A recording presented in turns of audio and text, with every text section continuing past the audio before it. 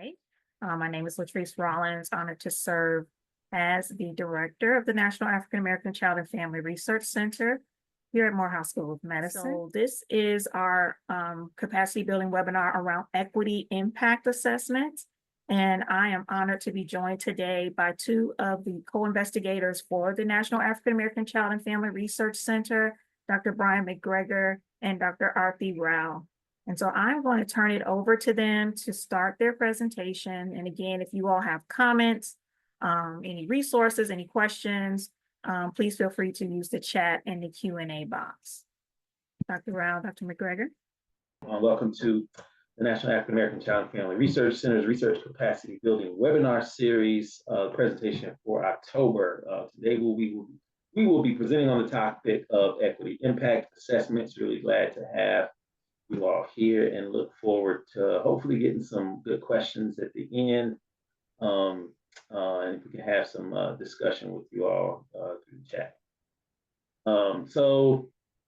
Just to share a little bit more about ourselves, I'm a co-investigator with the center, as Dr.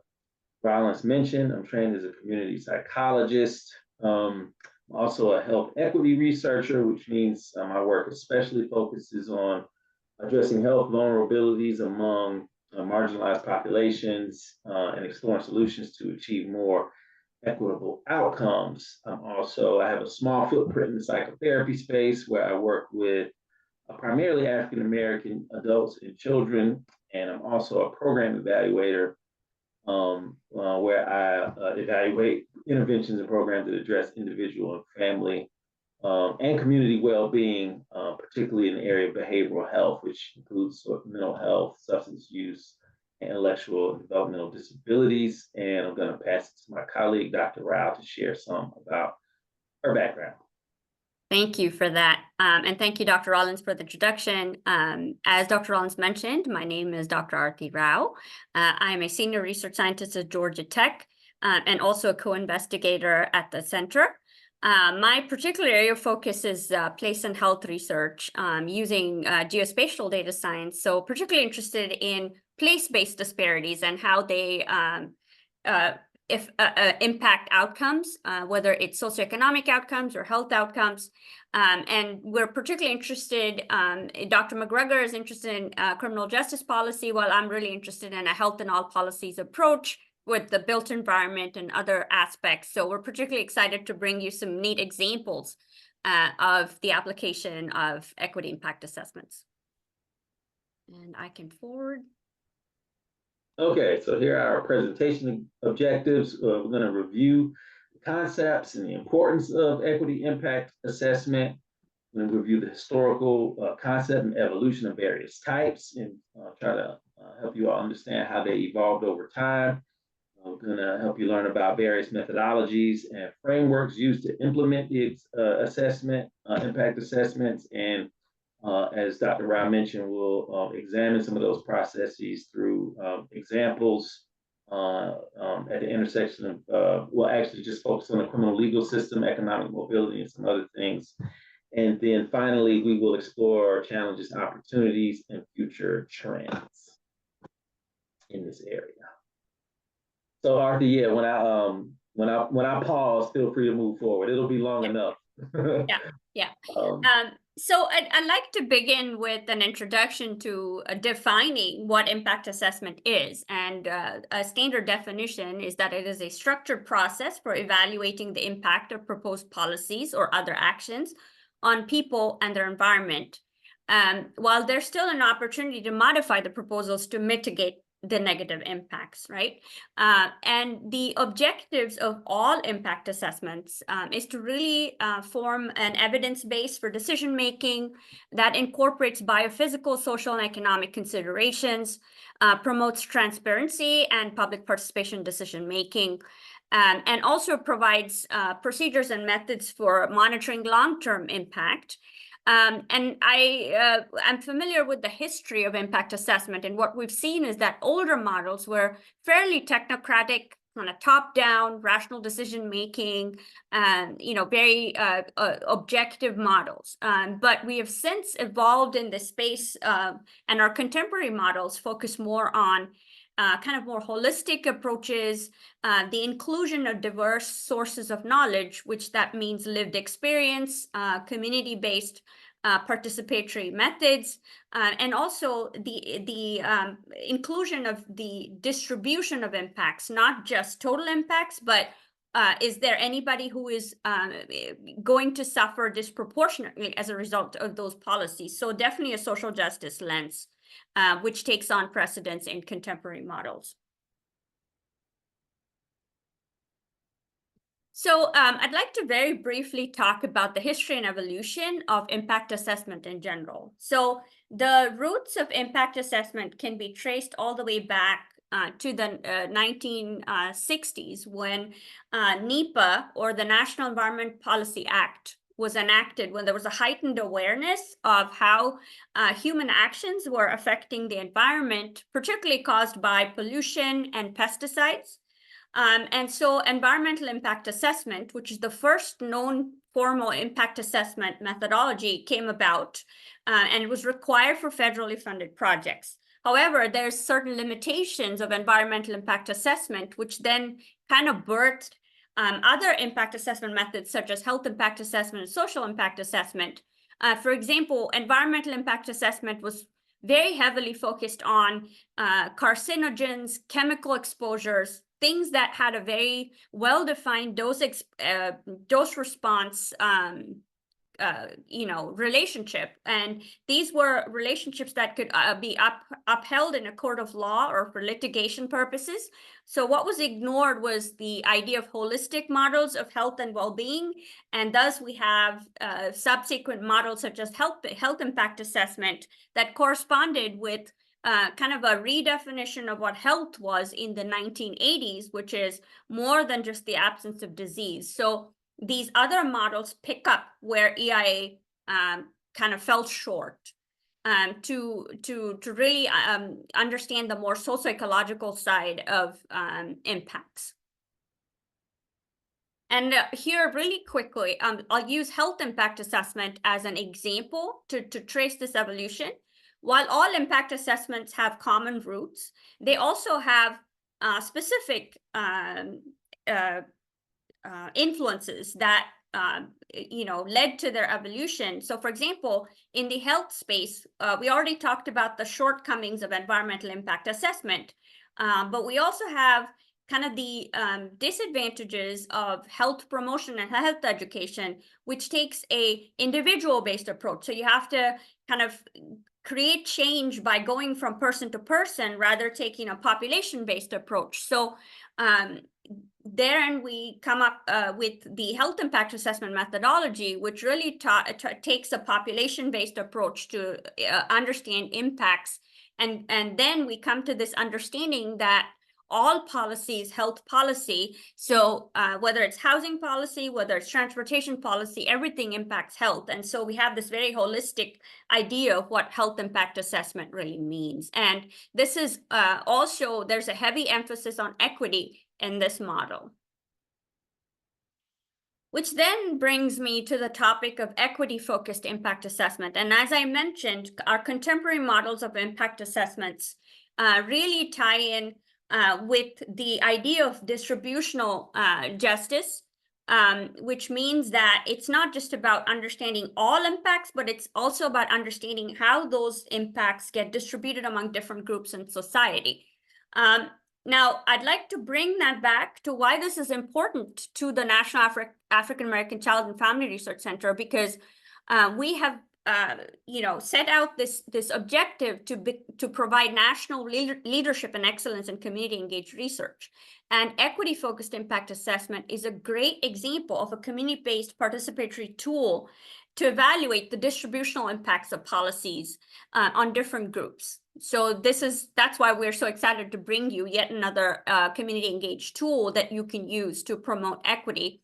And the real kind of advantage of an equity-focused impact assessment is that it takes existing impact assessments, but brings equity front and center right from the very beginning in every stage and every step of the process, and make sure that it is a community engaged and community co-designed process where we're listening to multiple sources of information, data, and it's really about making decision-making and sharing power-based, structures, which is, we're not making this top-down, but the community shares in the decision making, and that is really the empowerment piece that we are really interested in, and that's why equity focused impact assessment is really critical to that process. Here are some examples of equity assessment tools that are out there. For example, the Health Equity Assessment Toolkit is designed by the WHO or the World Health Organization, where a community can use existing disaggregated data or enter their own community data and understand the differences that exist among different racial groups in terms of clinical outcomes and other outcomes of interest. And while this is a toolkit that uses tabular data, the climate and economic justice screening tool, for example, takes on a more spatial or geographical approach, where there's a geospatial angle to understanding place-based disparities. So these are some models in practice that are really neat and have a great methodology out there. With that, I'll hand it over to Brian. Thanks, Arthi. So we wanted to address the importance of equity impact assessment, and I think you will see that it builds on the strengths of other types that Dr. Rao covered and centers equity in a way that aligns well with the priorities of the National African American Child and Family Research Center and Morehouse School of Medicine, generally speaking. So one of the things that, and I'll use the abbreviation EQIA a couple of times, that it does is addresses inequality and promotes long-term equity. It focuses our attention on disparities that exist between different social, racial, and economic groups. So when you adopt an equity lens and use the practices and the processes included in it, it allows you to increase the visibility of groups that are often marginalized and ignored in the development and implementation of programs, policies, and interventions. So once those groups have been identified and their disparities have kind of been understood, EQIA helps promote a fair distribution of resource opportunities and services to ensure that needs are met, and ideally the gaps, those disparities are being minimized and ultimately eliminated. Equity impact assessment also focuses on sustainability, so that achievements and successes are equitable, and the equitable effects aren't temporary or transient. And so once the spotlight, is moved off of a particular program or policy, like the risk of inequity can increase just due to decreased attention from the public or other stakeholders. So equity impact assessment helps to continue putting a spotlight on what's happening as a policy is having its impact on certain individuals and communities. It also prevents harm by uncovering hidden impacts, and it promotes informed decision-making. So EQIA analyzes both direct and indirect effects on vulnerable groups. It also ensures policies do not disproportionately harm marginalized communities. All of these are important features of equity impact assessment.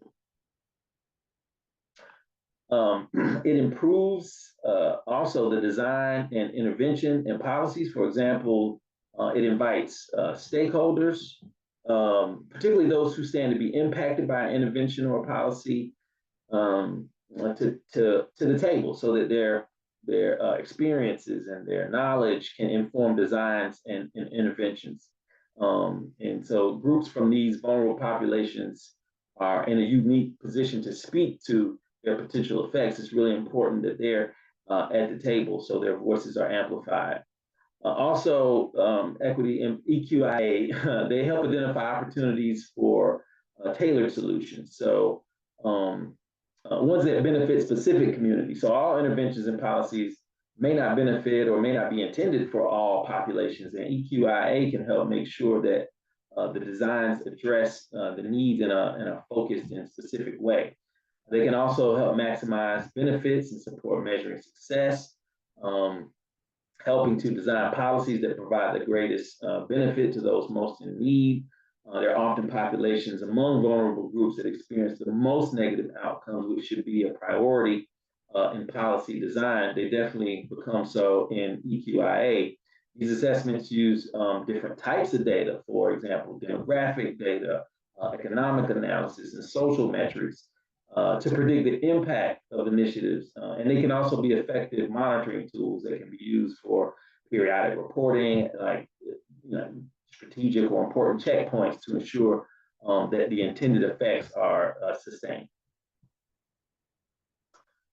So now we'll add another layer and talk about racial equity impact assessments. So, we've talked about how equity impact assessments can impact different groups that may be marginalized within a particular intervention or policy, but racial equity impact assessment specifically focuses on race and ethnicity and is defined here as a systematic example. I'm sorry, I got something in the way of that. Examination of how different racial and ethnic groups will likely be affected by a proposed action or decision. So the graphic here on the left side illustrates 4 different types of functions that racial equity impact assessments can serve. The first is legislative scoring, which can be an efficient way of informing audiences how well a piece of legislation or bill is operating along racial lines. And I'll add that it is particularly effective when this is required. And so that's really an important goal for that to be a feature of legislative scoring. It provides some leverage for that to actually happen on a consistent basis. It can also be used to evaluate projects or policy reforms within existing legislative frameworks. May get to an example later, but I'm gonna keep moving on to the next one, which is enhanced review. So they can be used to evaluate proposed policies or, oh, I'm sorry, I just covered that, my bad. Resource allocation, that's what I wanted to cover next. So resource allocation is about guiding the allocation of resources, typically by executive agencies within governments under the current law. So one example I'll just briefly touch on here that Dr. Rao will go into later comes from the city of Chicago that implemented the first ever racial equity impact assessment to guide allocation of how federal low income housing tax credits were being provided. And so this made sure that the city used a wide range of equity-centered questions and factors in its decision-making process. And then lastly, performance improvement, which can lead to new learning and operating capacity and enhancing policy implementation. So racial equity impact assessment brings new analytic tools and methods for those implementing practices and programs, such as methods for training, such as reporting, and innovative applications of data science. So this is kind of driven by the idea that existing policies can be enhanced and strengthened by tools supported to improve program delivery. So when it comes to equity impact assessment methodology, there's some basic steps that are common to many different types that Dr. Rao presented earlier, including racial equity impact assessments, so the social, environmental. And so we thought it would be important to cover those here. So this slide describes each of those 6 steps that are often used, regardless of which type is being implemented. Of course, there's some variations, but the first step is screening. So that's asking, is the program, policy, or project likely to have significant equity impacts? This gets at the basic idea that there's an opportunity for inequity to develop or flourish and supports the need for additional inquiry. Like it's sort of establishing why, what are we seeing here that is supporting the need to investigate further. Second is scoping. So which asks which policies and equity impacts will be considered, including the geographic extent and the impact of populations. So here we get into where this is happening, where this is happening, who it's happening to, and the specific policies that are affecting the lives and well-being of those who've been identified. The next is appraisal. Appraisal step asks about quantitative and qualitative changes related to equity that can be expected to result from the policy or practice.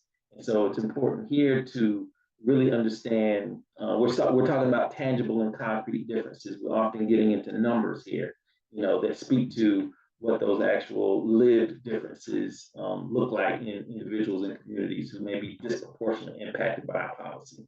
The next stage is recommendation. Recommendation asks what steps can be taken to mitigate negative impacts and to equity and maximize benefits. So now we have the results. We're talking about what does concrete action look like, what steps can be taken to, again, mitigate those negative impacts. We want to maximize their benefits. We're lifting those up for implementation. Dissemination is the next step. And so here we're talking about distributing the results widely, trying to make sure that the members of the public and stakeholders and decision makers are aware. This kind of assessment and analysis shouldn't be happening in a vacuum. In order for there to be transparency, results have to be shared and distributed so that people can digest them, review them, and speak to what they think, the quality of them in achieving the change that they were designed to. And then lastly, monitoring and evaluation aids in the assessment of progress toward the measures outlined in equity impact assessment. So this speaks to the sustainability of changes made. It should be regular and periodic. So it's going to ideally keep up with short-term, mid-term, long-term outcomes over time. And so again, having that component is important for after the recommendations have been taken, once dissemination happens. Sort of got to keep your eye on the ball and make sure that we have information that supports what came out of the equity impact assessment.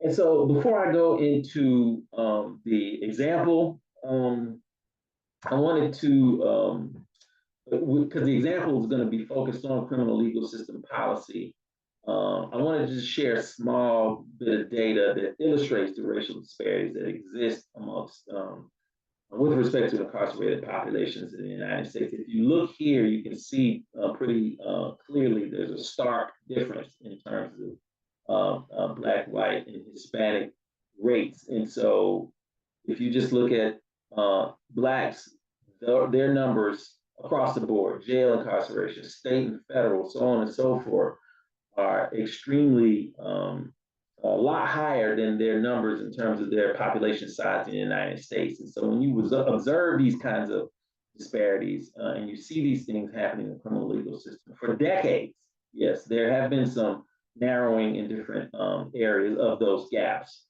but these things have been in existence for a long time, and it really lends support to the idea that there shouldn't be a policy that's or an intervention that's designed and developed and proposed and implemented without an assessment of its impact in terms of racial equity. And so now we can get into the example regarding existing policy that recently passed here in Georgia. So Georgia's Governor Brian Kemp signed Senate Bill 63 into law in May, which is known as the cash bail law. And so starting in July 1st of this year, the judges are now required to set bail in cases where they previously could have decided to release people without, oh, that's my bad. Okay, no, we're at screen, all right. Without financial conditions for more than 30 crimes. And so some of those crimes included things like criminal trespassing, failure to appear, racketeering. There's a lot that were considered sort of quality of life crimes. The other really significant concern here is that this law simultaneously restricts charitable bail organizations from providing cash bail funds, limiting them to posting no more than 3 cash bonds per year unless they meet the same legal requirements as bond companies, which I'll get into a bit later. But this is seen as highly restrictive and essentially ending their ability or just significantly handicapping their ability to support folks who need assistance. So as I mentioned before, ideally an equity impact assessment or has been mentioned, I don't know if I did, you would do it prior to the passing of a law, but I think it's still helpful to explore each of these steps on an existing law, which is still relevant to how it's implemented, because there's very real concerns about how this is going to further harm the poor and working class and folks who can't afford to pay bail to be released, and effectively creating a system where those who have the means of privilege over those who are not. So the next question is, what new info will the equity impact assessment provide? So there is data on vulnerable groups that we'll need.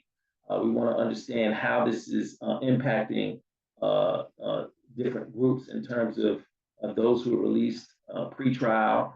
There could be new information in terms of individuals impacted by the creation of these restrictions. There's new offenses now that they've been created for that weren't included. So you have a lot of additional data that you can use to establish what impact this is having, including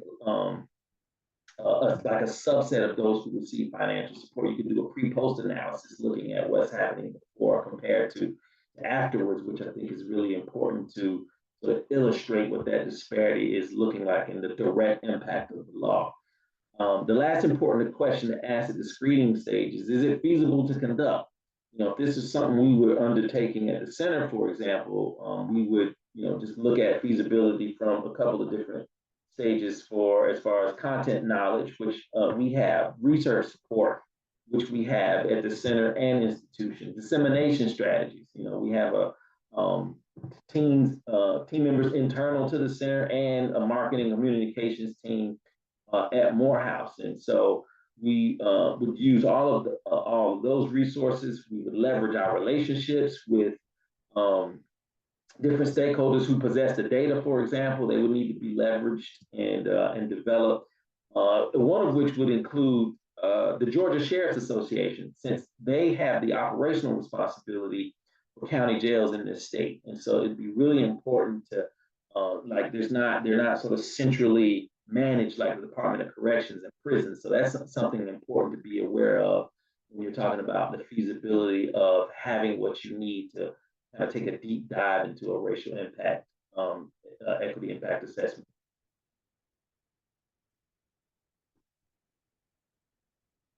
Okay, scoping, the next stage is where a plan is identified to kind of come up with the risks and benefits of the policy within a racial equity impact framework, specifically identifying the effects it has on those groups, racial and ethnic groups experiencing disparities.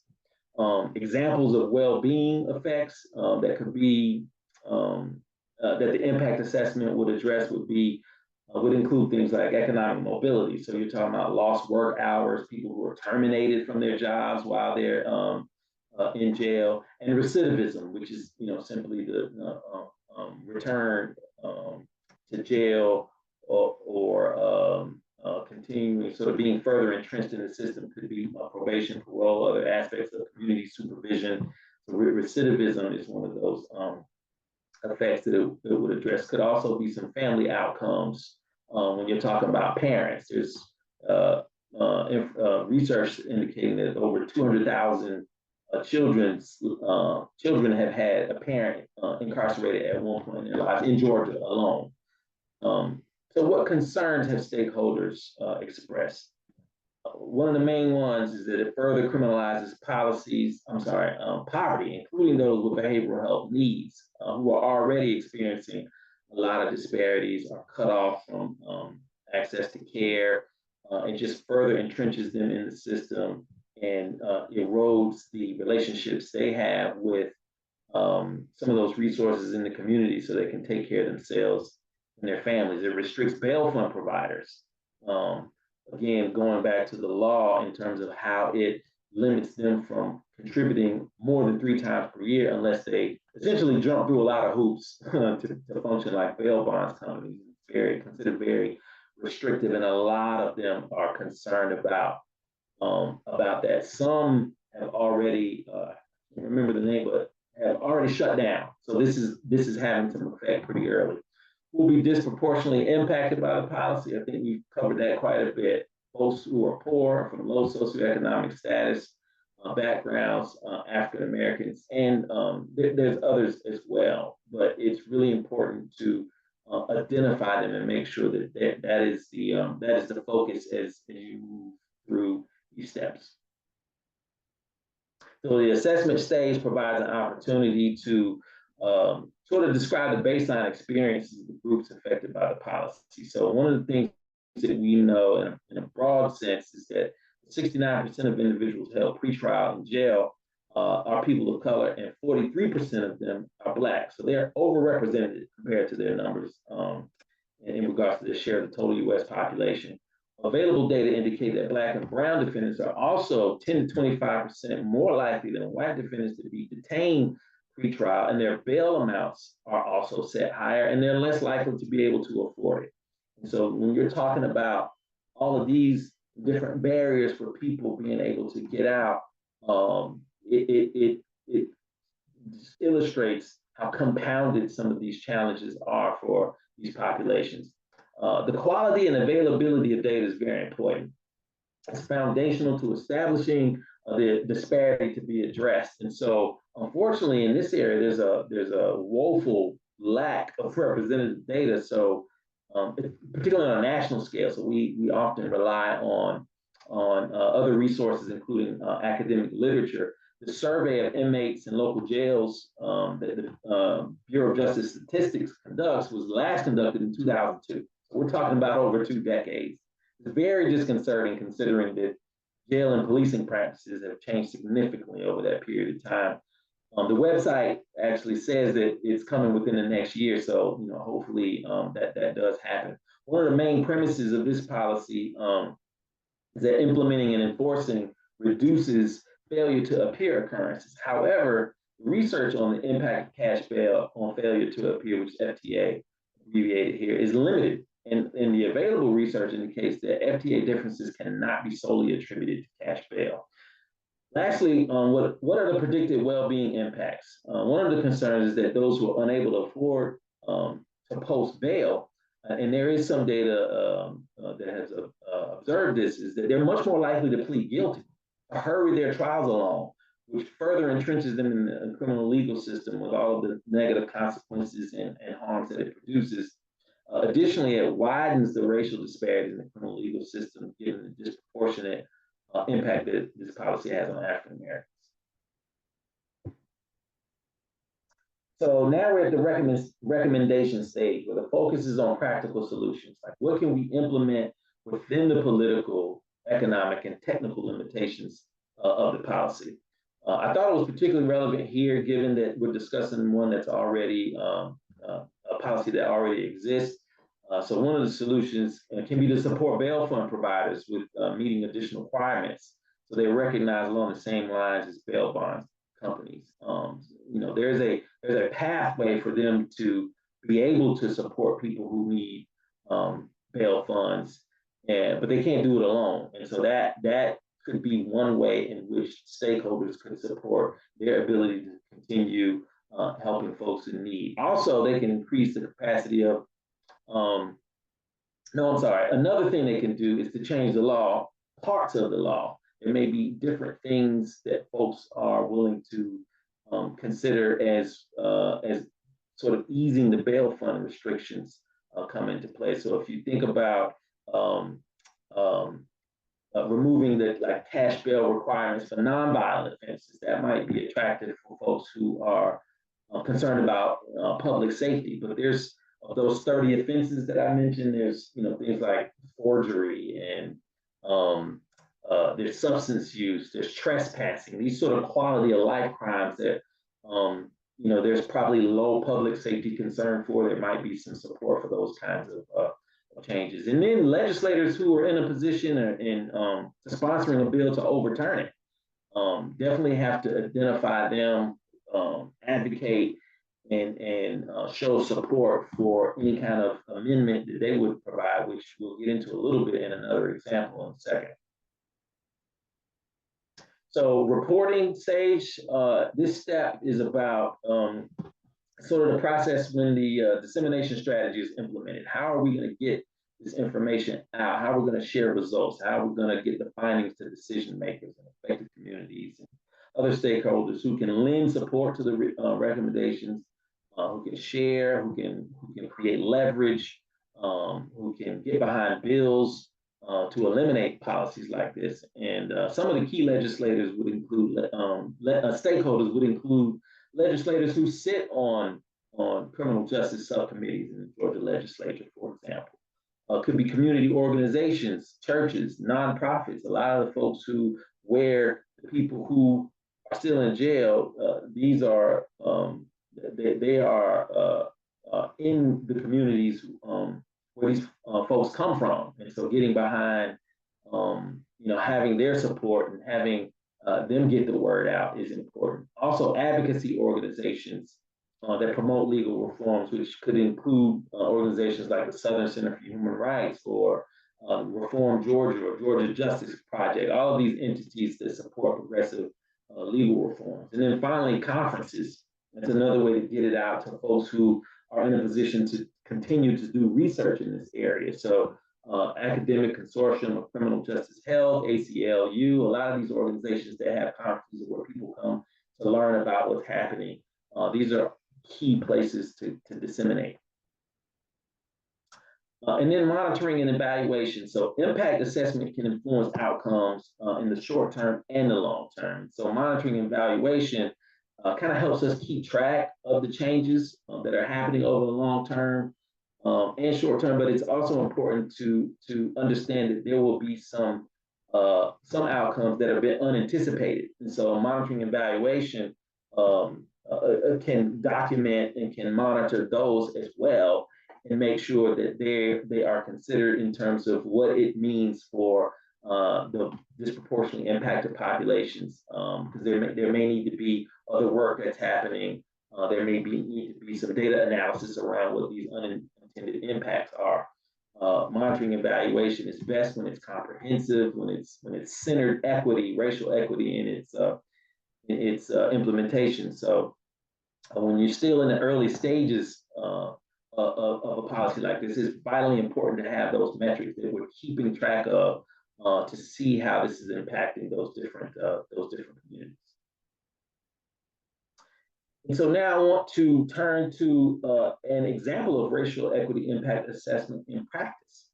So this case actually comes from Iowa, and one of the things that distinguishes Iowa is that they were the first state to codify this into law in 2008. And so it began in 2007 when the Sentencing Project, which is a research and advocacy organization, released a report. And one of the things that they identified is that I had, as a state, had the highest ratio disparity in black to white incarceration rates in the United States. And so Representative Wayne Ford, well-known person and figure in Iowa, got hold of the report. He found it very troubling. He said that we have to do something about this.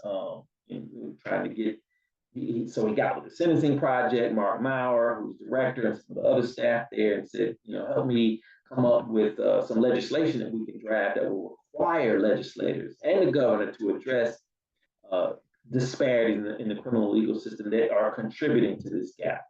And so what they did was they came up with they came up with a bill that would require analysis of gender and disability and race to garner a larger, more diverse base of support for the bill, bringing on the gender and the disability disparities. And so what it did was it required that any bill or joint resolution or amendment would create new, that any one of those that would create a new offense or that would change an existing one or changing a penalty related to sentencing be assessed for its impact on those three groups, on people of color, on women, and those with disabilities. And so the Legislative Services Agency, once that passed, they're a nonprofit agency, but they were charged with developing the minority impact statements for any of the relevant legislation. And so they work in cooperation with the Division of Criminal and Juvenile Justice Planning, which is the main entity doing the research. Well, actually, that's collecting juvenile and criminal justice related data to incorporate those findings of the minority impact statement into a bill's fiscal note. And the legislature, the National Conference of State Legislatures, and other organizations were contacted to provide information, to include in a literature review. So I just had them there as a representative of some of the stakeholders, the collaborators they brought on board. One of the things they revealed was that it was just, again, lack of data at the local level for jails, and a lack of data concerning disabled folks who were incarcerated as well.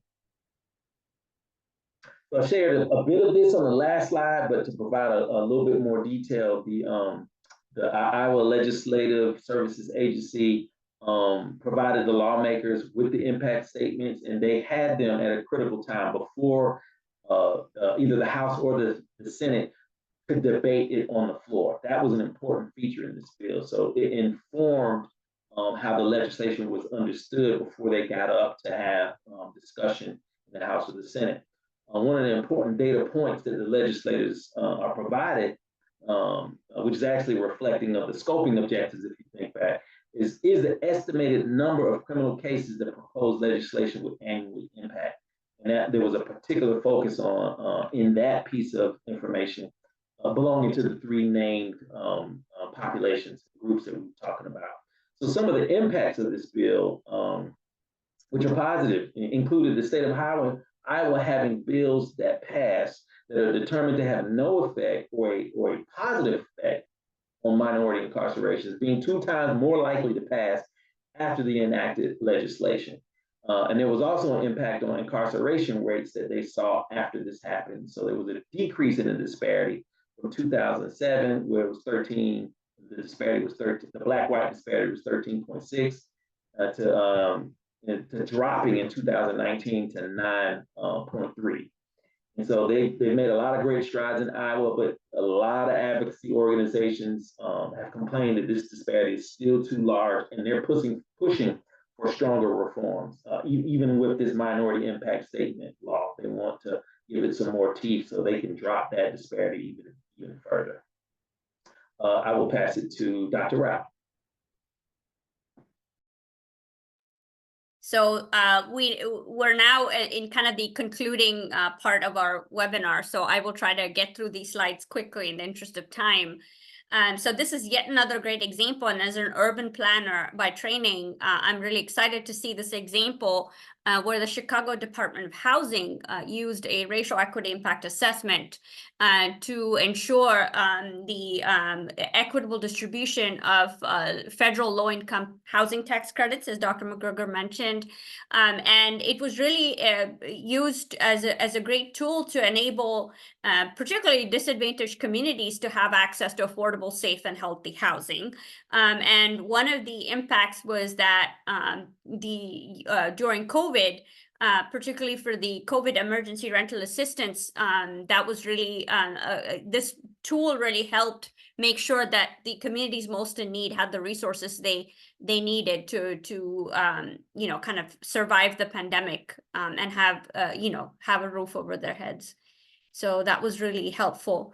And this is just a kind of a policy scan of the United States in terms of which states have enacted legislation and which states have not been able to pass bills yet. So I'd like to call your attention to the pink and the yellow states that have actually successfully passed legislation. For example, in California, Bill HR 39 commits the state of California to explore methods to integrate equity more formally into its daily activities, including the potential adoption of equity impact analysis into the existing committee and floor bill analysis process. So this is about integrating equity impact assessment to all forms of decision making. And of course, Dr. McGregor already talked about HF 2393 in Iowa that requires racial equity impact assessments for criminal justice policies. So what I would like to kind of end with is, what are some of the considerations and challenges in conducting these equity impact assessments? And some of the highlights of these challenges are, or some best practices is that ideally the EQIA is conducted before the policy passes, so at least you have a prospective approach and an opportunity to mitigate impacts before it becomes real, right? And also, we've gone back and forth on impact assessment, where some types of impact assessments are institutionalized and mandated by law, some are voluntary processes. So it takes a lot of effort, particularly on the voluntary side, to conduct these assessments. So it really helps if these processes are institutionalized and there's ownership on the part of the government, and it's required. So then it becomes, you know, it's not a voluntary process anymore. And so it makes it much more formal and, you know, implemented more frequently because it's required. However, the challenges, particularly on the data, is because often we don't have disaggregated data by race, and we don't have granular data that helps us really understand, for example, spatial inequalities. And so that largely plays into the credibility of impact assessments and how seriously decision makers and policymakers will take them.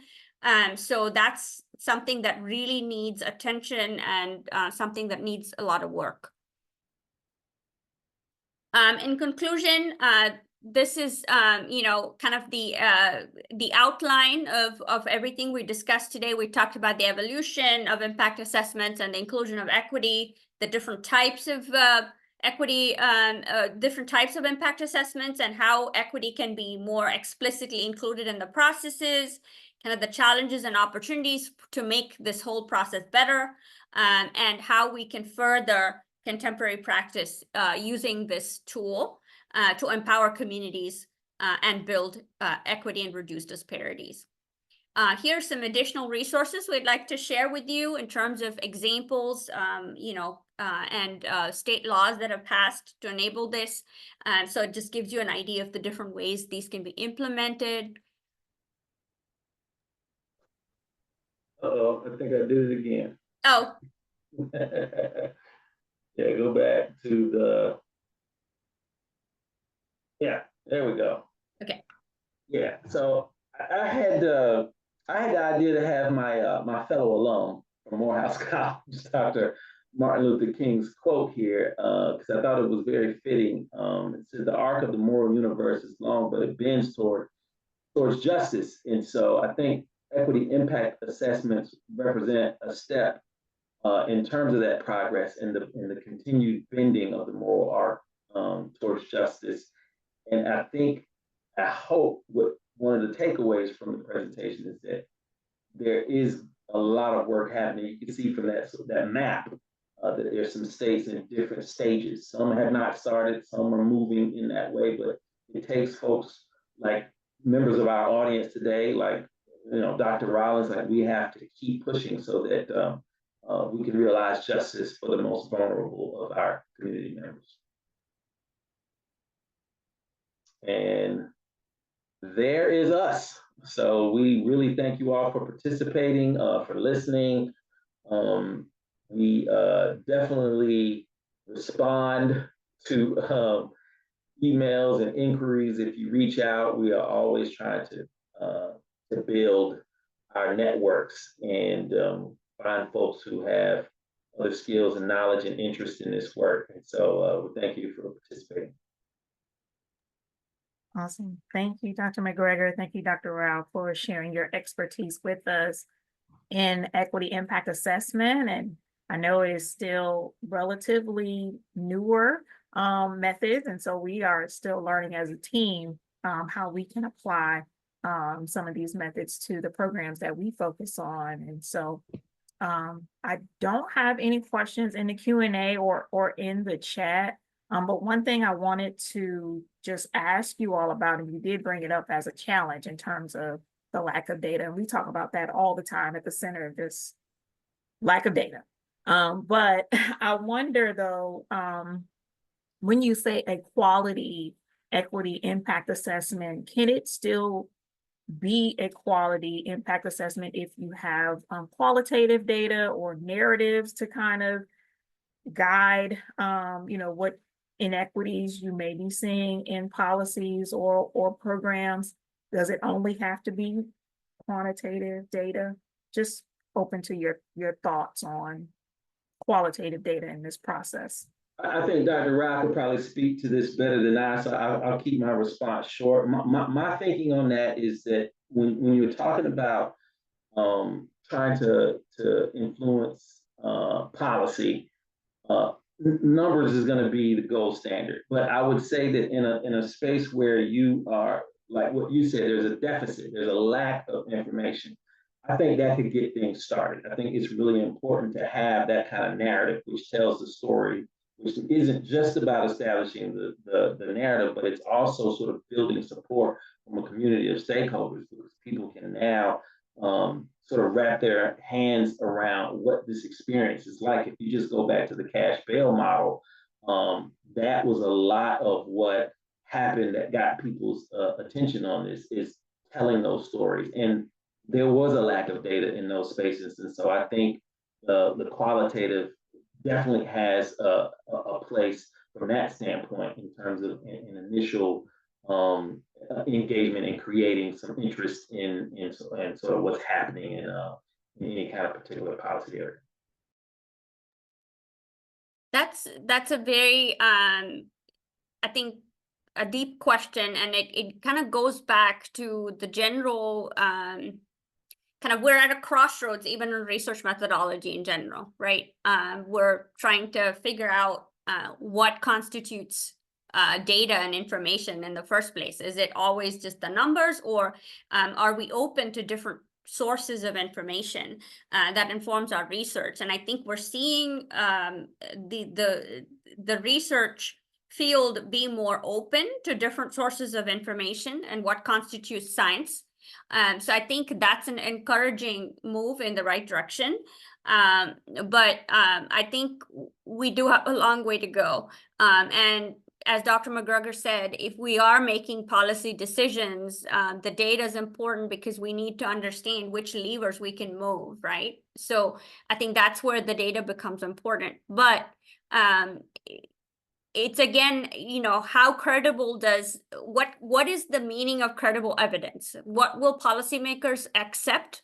What will decision makers accept? And, you know, this is going back to environmental impact assessments. It was so data driven and rational because it was so dependent on science, but then you could also challenge it in a court of law because, you know, the numbers were there to do that. So I think it's this very delicate balance of what stands up as credible evidence and who makes those decisions.